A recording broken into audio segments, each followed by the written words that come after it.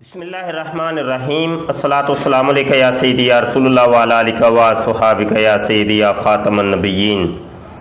मोहतरम दोस्तों, आज हम एक ख़त आपको पढ़ के सुना रहे हैं जो कि मिर्ज़ा ग़ुलाम कादियानी ने मौलवी मोहम्मद हुसैन बटालवी साहब के नाम लिखा था। और ख़त को चूँकि मकतूब कहते हैं तो मकतूबात अहमद नाम की इन्होंने कुछ जिल्दें छापी हैं।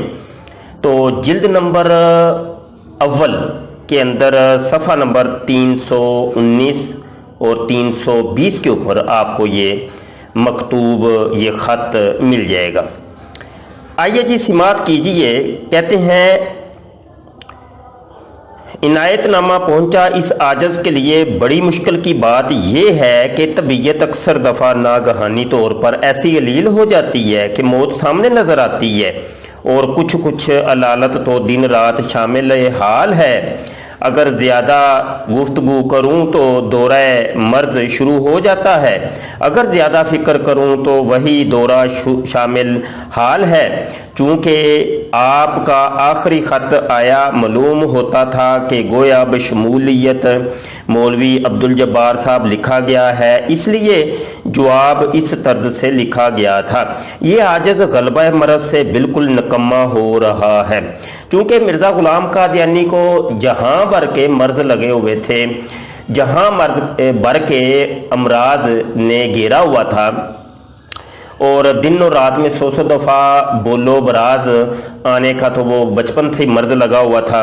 इसके अलावा बहुत से अमराज, तो उसकी तरफ मिर्ज़ा कादियानी इशारा कर रहा है कि आजिज़ गलबा मर्ज़ से बिल्कुल निकम्मा हो रहा है। ये ताकत कहाँ है कि मुबाहस तकरीरी या तहरीरी शुरू करूँ। मिर्ज़ा ग़ुलाम कादियानी वो कह रहा है कि मेरे अंदर इतनी अब सलाहियत नहीं रही कि मैं तकरीर कर सकूं या तहरीर कर सकूं। तो ये हालांकि ये देखिए, ये जो ख़त था 1887 को ये पहुँचा है। और मिर्ज़ा ग़ुलाम कादियानी के दीगर मकतूबात और दीगर तहारीर से हमें लगता है कि मिर्ज़ा ग़ुलाम कादियानी की दिन ब दिन तबीयत नासाज से नासाज तर होती चली गई।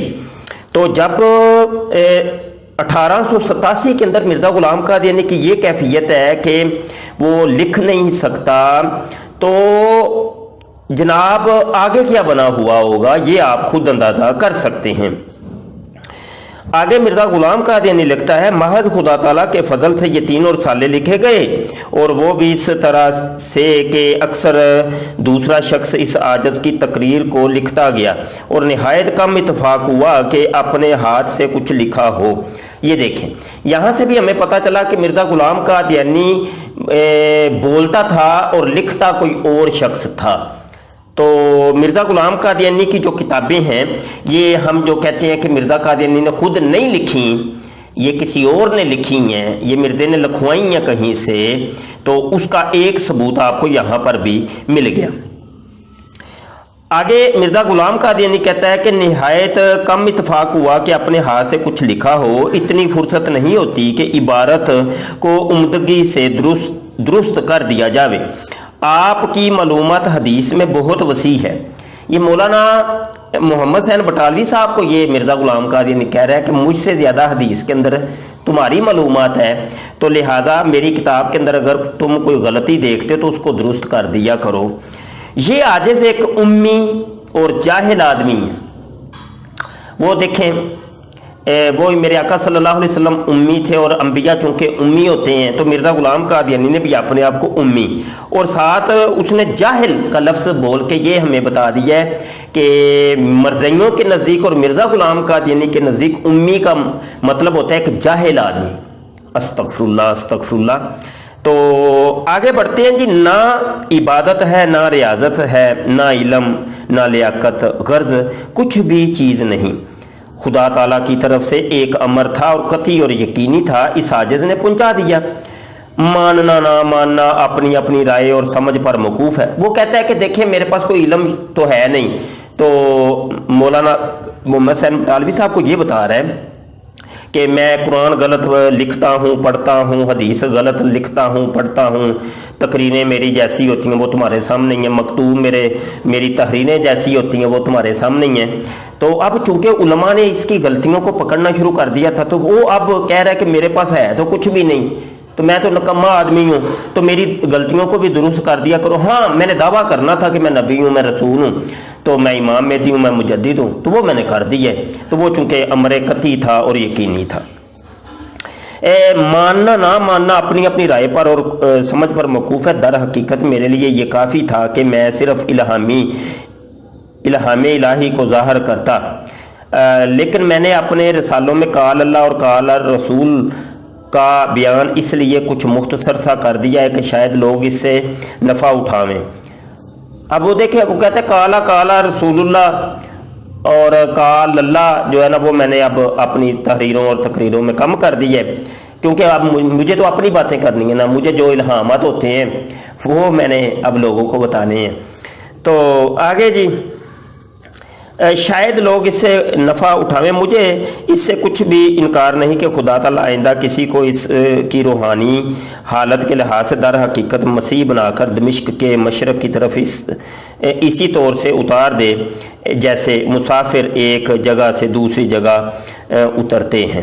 یہ دیکھیں، اب وہ کہتا ہے، مرزا غلام قادیانی کہتا ہے کہ اب 1887 کے اندر مرزا قادیانی کا واضح طور پہ عقیدہ یہ تھا کہ جو میرے آقا صلی اللہ علیہ وسلم کی بہت سی احادیث سے یہ ظاہر ہوتا ہے کہ عیسیٰ ابن مریم جب اتریں گے، نازل ہوں گے، تو وہ جامع دمشق کے مشرقی مینارے کے قریب دو فرشتوں پر کندھوں پر ہاتھ رکھے ہوئے اتریں گے۔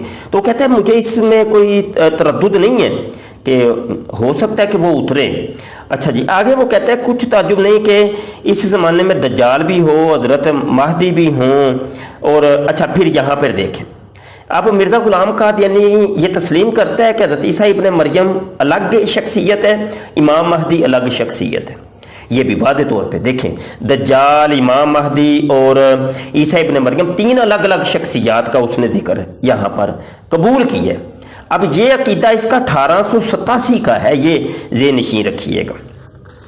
اور پھر اسلام میں سیفی طاقت پیدا ہو جائے اور تمام لوگ مسلمان ہو جائیں، مگر جو خدا تعالیٰ نے اس عاجز پر کھولا ہے صرف اتنا ہے کہ یہ عاجز روحانی طور پر مسیح مسیح ہے۔ اب یہ دیکھیں، اس ٹائم مرزا قادیانی کا عقیدہ یہ تھا کہ میں روحانی طور پر مسیح مسیح ہوں۔ اب یہ دیکھیں، خود مسیح مسیح ہوتے ہوئے مرزا غلام قادیانی کا یہ عقیدہ تھا کہ عیسیٰ ابن مریم الگ ہے، امام مہدی الگ ہے۔ جو مرزائی آج کل مرزا قادیانی کو مسیح موعود کہتے ہیں اور کہتے ہیں عیسیٰ اور امام مہدی ایک ہی بندے ہیں، ایک ہی بندے کے دو نام ہیں، تو آپ یہ دیکھ لیں، یہ حوالہ نوٹ کیجیے، یہ حوالہ بہت قیمتی ہے۔ آگے وہ کہتا ہے کہ ذلی اور مثالی طور پر مسیح کے آنے سے کچھ انکار نہیں، بلکہ کیا 1000 مسیح بھی کہا جائے تو میرے نزدیک ممکن ہے۔ وہ کہتا ہے کہ میرے نزدیک ہزاروں نبی آ سکتے ہیں، مسیح آ سکتے ہیں، کیونکہ مرزا غلام قادیانی وہ نبوت کا دروازہ کھولتا ہے، اجرائے نبوت کا وہ قائل ہوتا ہے۔ میرے نزدیک احادیث صحیحہ بھی حقیقی طور پر مسیح کے اترنے کے بارے میں وہ زور نہیں دیتی جو آج کل کے علماء خیال کر رہے ہیں۔ استغفر اللہ استغفر اللہ۔ حالانکہ مسلم شریف کی واضح حدیث ہے اور دیگر بہت سی احادیث تو جس سے ہمیں ظاہر ہوتا ہے۔ اب چونکہ مرزا غلام قادیانی حدیث کا منکر تھا، حدیثوں کو مانتا نہیں تھا، ٹھیک ہے، منکر حدیث تھا، تو چند حدیثوں کو اپنے مطلب کے لیے وہ مانتا تھا، اس کے علاوہ حدیثوں کو وہ کہتا ہے میں ردی کی ٹوکری کی طرح پھینکتا ہوں۔ مسیح کا اترنا سچ مگر ذلی اور مثالی طور پر ہے۔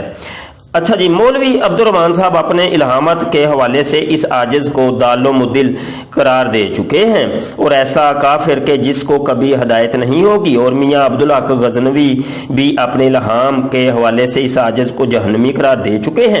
اور مولوی عبدالجبار صاحب فرماتے ہیں کہ جو کچھ میاں عبدالحق صاحب کے الہام میں ہے میں ان پر ایمان لاتا ہوں اور وہ صحیح اور درست ہے۔ اب آپ کے کہنے سے وہ کیا سمجھیں گے اور آپ انہیں کیا سمجھائیں گے؟ یہ خدا تعالیٰ کا کام ہے، جس طرح چاہے گا اس کی راہ پیدا کر دے گا۔